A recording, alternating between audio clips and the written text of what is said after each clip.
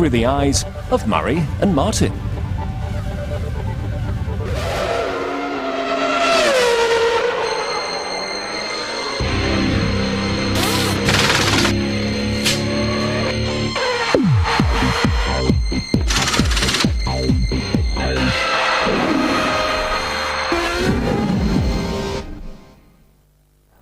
Guten Tag. Just 1 week after Austria, it's Hockenheim, Germany, and zillions of Ferrari red Michael Schumacher fans. And it's time once again for F1 Special.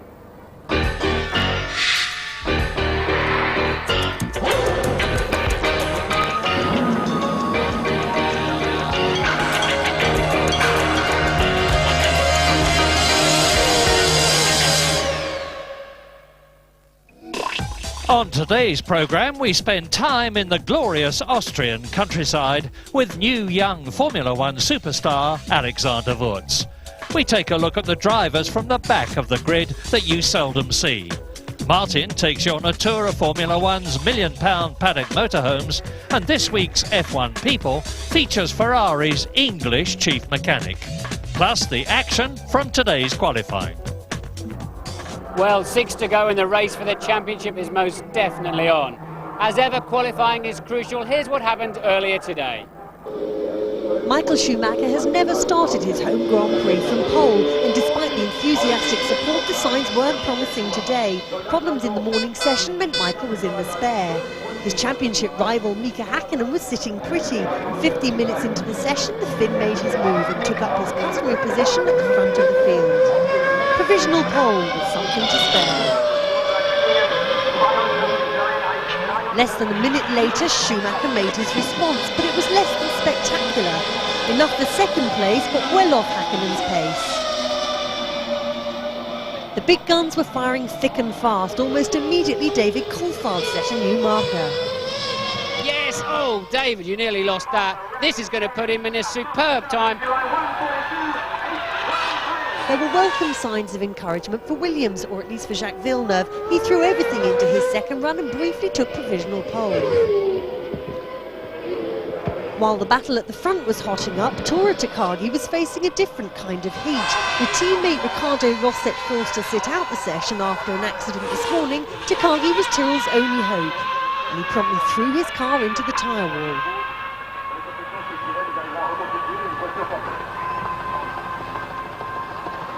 David Coulthard was having problems of his own. The Scot, sitting in second place, was forced to abort his quest for pole when his Mercedes engine ran out of steam. Into the final 10 minutes of qualifying, and the pressure was increasing for Ferrari's number one. He got himself caught in traffic. Dinitz is in the way, turns in front of him. That's blown the lap for Michael Schumacher. Yeah. Enraged by Diniz's move, Michael let his feelings be known. Ultimately, he found himself down in 9th place, a frustrating day all round. But it was a good day for Jordan. A new spec Mugen Honda engine helped power Damon Hill to 5th place. Ralf Schumacher went one better in 4th to complete the team's best qualifying performance of the season. There was just time for one final run from Mika Hakkinen, and he upped the stakes that bit more. But as the hour was completed, there was a brief threat to the McLaren domination from Jacques Villeneuve within 0.02 of a second of David Coulthard's time. So Williams and Jordan are on the up, but McLaren are well placed to stretch their lead in the championship. Mika Hakkinen on pole for the 7th time this season. And it's the 7th 1-2 for McLaren. Jacques Villeneuve's up in 3rd place alongside Ralf Schumacher. Damon Hill, still looking for his first points this season, starts from 5th with Eddie Irvine alongside. It's an all-Benetton 4th row. 9th is Schumacher's worst of the year, and a difficult day for Johnny Herbert in 12th. Obviously, we get the advantage on the straight line. We're pulling high speeds here on the straight line, which is very impressive. Like yesterday, we were going like 357 kilometers per hour, which is really quick. And like tomorrow in a race, we're going to see some serious speeds, I reckon. After my engine problem, when I made the lap in the spare car set up for Mika, the track felt as if it was offering a bit more grip, but I just didn't have the feel for that car, and in hindsight, really, I just have to be thankful that Jacques didn't pit me. It's our best performance in qualifying in competitiveness, maybe not in position, but it's every lap we could do a quick lap and the car seems to be strong, so it's looking good for the race. I just hope that I'm going to have a good race and we see what happens. It's just a shame we can't carry on running our new spec engine because we just had one for the qualifying, which is going to hurt us tomorrow.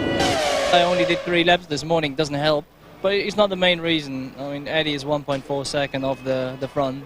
It should not be the case, but we are, so we have to find out and work and work and work. We've just seen the top men fighting for the front rows of the grid, but what about the others at the back? They may be a bit off the pace, but their commitment and will to win is just the same. Here's James Allen. Graham, Damon Hill's father, once said, "You meet a nicer class of person at the back of the Formula One grid." Well, times may have changed since his era. What's life like out of the limelight? Back of the grid teams have similar looking hardware to the top teams, just not as much of it. Minardi's motorhome is not quite as grand as McLaren's £1 million monolith. Minardi has to run the team and build its cars on less money than Ferrari pays Michael Schumacher. But look at the publicity he generates. So does he have sympathy for the backmarkers? You do, yes. On the other side, there's only 22 of us guys around in Formula One. On that side, you can be proud to be one of them, and if you don't have the car to compete, then you compete for whatever possibility you have. We come with a motivation to move up the grid. I mean, if in the last race you're 20th, you want to be 15th and you want to score points and you just want to improve the overall performance. Prima vinceva, ma in Formula 1 in questo momento è impossibile, ma l'importante è andare forte e dimostrare che uno può andare anche bene in altre squadre. Tyrrell's Japanese newcomer Taiga Takagi has certainly caught the eye this year with his impressive speed, but he's also had some problems adapting to Formula One. Taiga, is it as difficult in Formula One to drive as everybody thinks?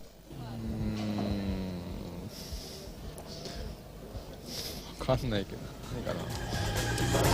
The boys at the back are there to make up the numbers, and to them a point would be as precious as a victory to Schumacher or Hakkinen. In Formula One, you're just as good as the car you drive. Without the resources of a major manufacturer behind you, you're never going to win. Sometimes the backmarkers are lapped 2 or 3 times in a race. It's not always easy to get out of the way. There's a lot of pressure, the media and everything, everyone is looking what you're doing, and if you put a foot wrong, the press gets really hard on you. I'm not too bothered to be a superstar.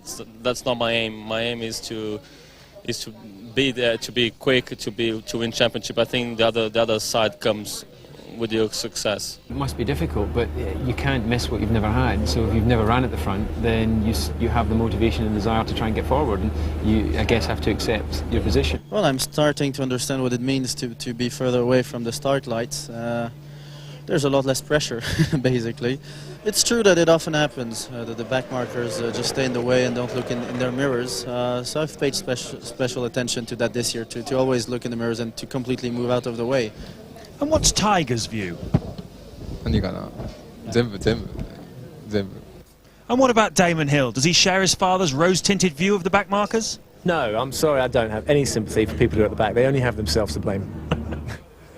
The most famous team in Formula One are Ferrari, and they're about as Italian as you're going to get. In which case, you may expect all the mechanics to be Italian too. Well, it's not so. Their chief mechanic is a Brit. He's been in Formula One for many years, and he's the subject of this week's F1 People.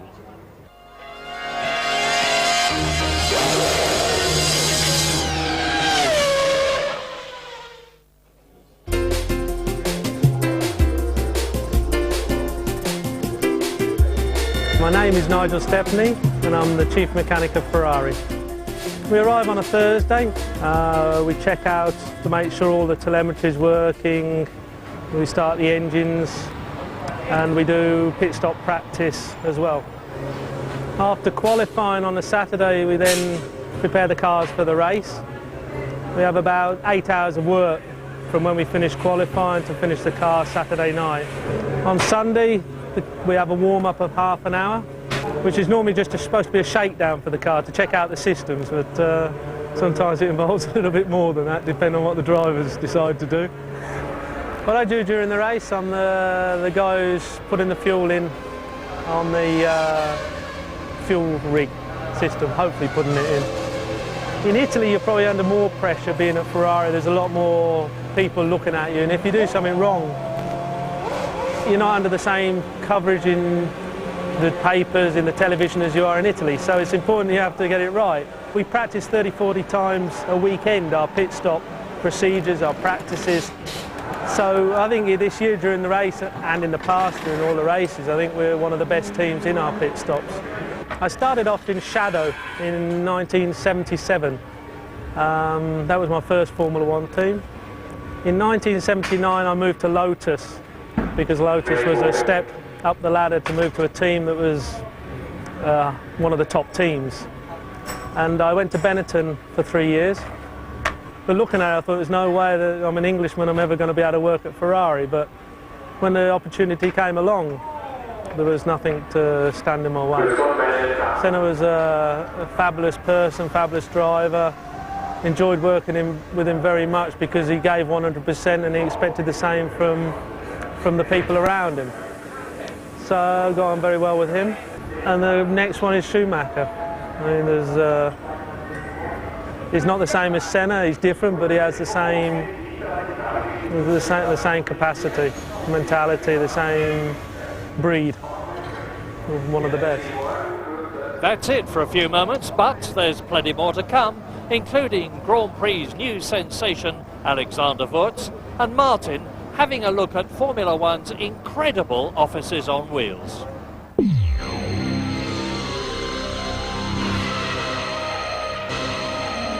Welcome back. Well, here I am in the Formula One paddock where all the real business is done. Although actually finally deals are often done on windy, deserted runways because people don't like to be seen walking in and out. It's too easy for everybody to second guess your business. This is headquarters where Bernie Ecclestone is based. He likes to keep a lot of space around him so he can look down the paddock and see what's going on. If you want to go and see him, you've got to wonder whether he's in because the glass is darkened and you see many people walking up to the front door of this bus and then just standing and knocking like a spare bottle of champagne at a wedding while they sort of look around and think, I wonder if Bernie's actually in the bus. Bernie is in the bus, right on cue, Bernie. Well done. How are you? Great. We wanted to go inside and sort of see where you can the money and how it's all done and, you know, what sort of facilities you got in there. Yeah, you should go inside. Can we go in? About 6 years you should get. Take us round.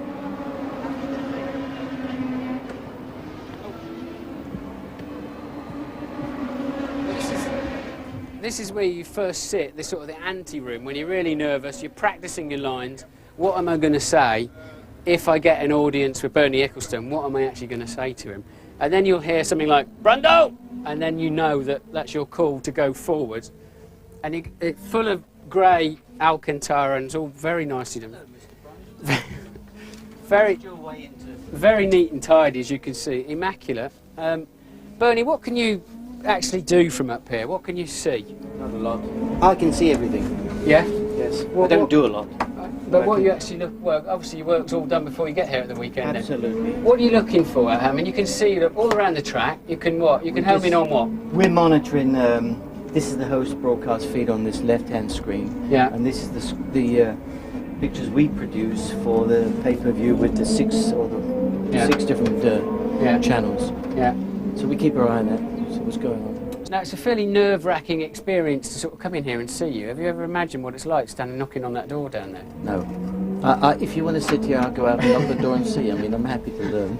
But I can't give you the nerve-wracking interview when you get here. You give me a nerve-wracking drive in that car, you'll be running around here. Are you going to come in it? No. Why? Because I'm going to have a nerve-wracking... You're going to get your own back from me over the last 20 years. Team McLaren Mercedes have 3 motorhomes in the paddock. One for the main sponsor, one for the engine supplier Mercedes-Benz, and their own mission control. Now, there's only so much space in a Formula One paddock, as you can imagine, and they're limited on the ground area. McLaren's solution, if you can't go out, go up. And when you go up into that McLaren motorhome, you're up at the top. Ron's office, he's in a meeting at the moment, so we won't bother him, is at one end, and then we move through. And the next thing we find is the communication centre. The press officer here communicating with the world, letting them know how the McLaren team is doing so far this weekend. then on to video entry phone, telecommunications, staying in touch with base back in England. And through then here to a 10-seater video conferencing room to speak with the sponsors and show them presentations and really do good deals with the heavy hitters. Well, we've seen where the bosses operate from at McLaren. What about the drivers? Well, they're back here underneath the bus. And in here we find David Coulthard having a crafty sip of red wine. DC, initially it looks a bit like a sort of a coal bunker back here where you operate from, but actually it's quite cosy, like a bolt hole, yeah? Oh, this is great. This is where we come in between sessions and we can shower in here. We've got a steam room. Can watch all the times and a video if we need to of what's happened during the session. And as it's the end of the day, we can also relax, have a glass of wine and talk about tomorrow. With the power and the glamour and the glory and the money involved in Formula One, it's very, very easy for your feet to leave the ground and you lose touch with reality. Well, this is where you come to be reconnected, because Karl-Heinz certainly knows how to put you back in touch with reality. Really, what do you enjoy most about your relationship with the drivers? Well, the good thing is that not only drivers from our team, but as you know, from different teams come along, which become a sort of friendly relationship. So they sometimes come and want a bite to eat, or a glass of wine, or even when it's bad, a glass of schnapps. And you treat them all with the same irreverence, you give them plenty of stick, yeah? Oh, yeah. That's what I learned from the English, to give them always a hard time. The English sense of humour. Correct. Well, the hospitality is fantastic here, the food is fantastic. I think in true tradition we need a quick schnapps, Karl-Heinz, yeah? You say so?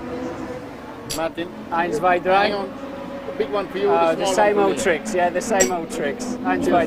Cheers. Cheers. Alexander Wurz may not have had the best of races at his home event in Austria last week, but he is having an excellent first full season. He's a charming bloke, he's got racing in his blood, and he's had a meteoric rise to the top, as he told Louise Goodman. Monte Carlo, it's the Grand Prix driver's preferred address. Alex Wurz may be the new kid on the block, but he slipped straight into the way of life and the millionaire's playground. The bright lights of the big city are all a far cry from the sleepy Austrian countryside where young Alex spent his childhood. Whereabouts did you grow up? Oh, I grew up actually in the dead part of Austria, where the dogs say goodnight to the kids. And basically the whole area is around 10-20 years behind the normal time. And, but it was very quiet and had nice countryside. It is on the completely north of Austria, close to the Czechoslovakia border. Did you go to races a lot when you were a child? Actually, I was produced in Sweden on a race, not on the race circuit, but hopefully in a hotel. But they told me a few years ago that was in Sweden, and my father won a European Championship race there. And then I grew up actually on the circuit. We always traveled throughout Europe for the rallycross events. And I remember all the victories. He won 3 times the European Championship. And I all have this in my mind. And at the beginning in the school I said, like others say they want to be a pilot or a doctor, I said, I want to be a race driver. And now I'm a race driver. Wurz began his career on 2 wheels racing BMX bikes. His star quality was instantly apparent and he was thrust into the media spotlight at the tender age of 12 when he won the BMX World Championships. I remember after the World Championship was my first interview. It was funny to see it. But it was good in one way, because when you're used to praise and media from such a young age on, you can cope with and handle it much easier when you're older. So that's helped you a lot in your career now? Yes, definitely. And what a career it's been. Alex got his big break into Formula One with Benetton and rewarded the team with a podium finish in only his 3rd Grand Prix. What's it like living in Monaco? Oh, that's really different to Austria. If you see Austria here, all the forests, quiet, a lot of space, and then you move to Monaco, where it's the first time for me living in a city. Normally I always had a house next to the forest, and there are no forests, it's too dry. So you have a nice countryside and nice hills, but completely different to Austria. And I have to get used to it. But now I enjoy it, that I have the supermarket and the baker just next to my doors, and I don't need a car to go somewhere. And you have the sea, so I got swim in the sea, surfing or whatever, and it's nice. It's also nice. I enjoy it. You must miss all of this. A bit, yes, to be honest. But it's not that I'm not allowed to come back, and I have still my family here. I come back to Austria a few days. Basically, the few days makes me happy. You're quite interested in fitness, sport fitness, aren't you?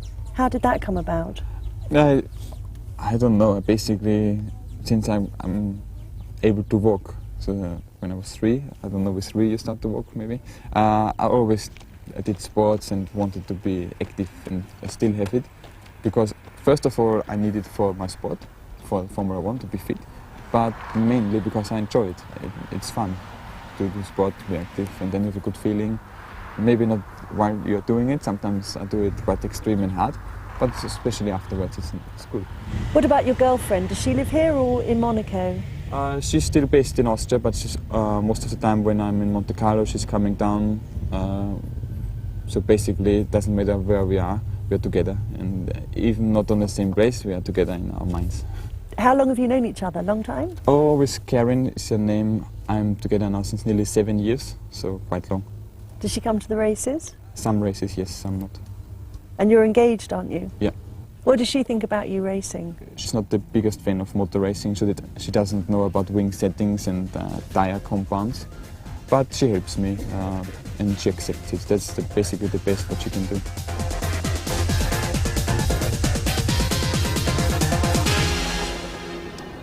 Very tempting to say that tomorrow's German Grand Prix is going to be another McLaren-Mercedes benefit. I'm not too sure that it is. We've got a funny old grid with Michael Schumacher down in 9th place, Jacques Villeneuve right up there, Damon Hill up there. What's your guess? Well, the McLarens do seem to have the edge on pace, but as ever, this is a really tough racetrack on transmission and engines. Race strategy, a long pit lane will play a role, and it's really tough, I think, just behind the two McLarens. They're all lapping roughly the same speed. I think it's going to be an exciting race. Michael's got to come through, and of course he's got to pass his brother Ralph, and he had a big job doing that in Austria. And as usual, there's the tyre business. What's the strategy going to be? And up at the front of the grid, the times are close enough for different strategies to make all the difference. It's a long lap, and they don't want to stop too long here because of that long pit lane, so I suspect a one-stopper, but they've got to keep their eyes open. Well, a lot of questions to be answered tomorrow. You can get the answers by watching the race live on ITV. It starts at 12:20. Enjoy it. We're going to.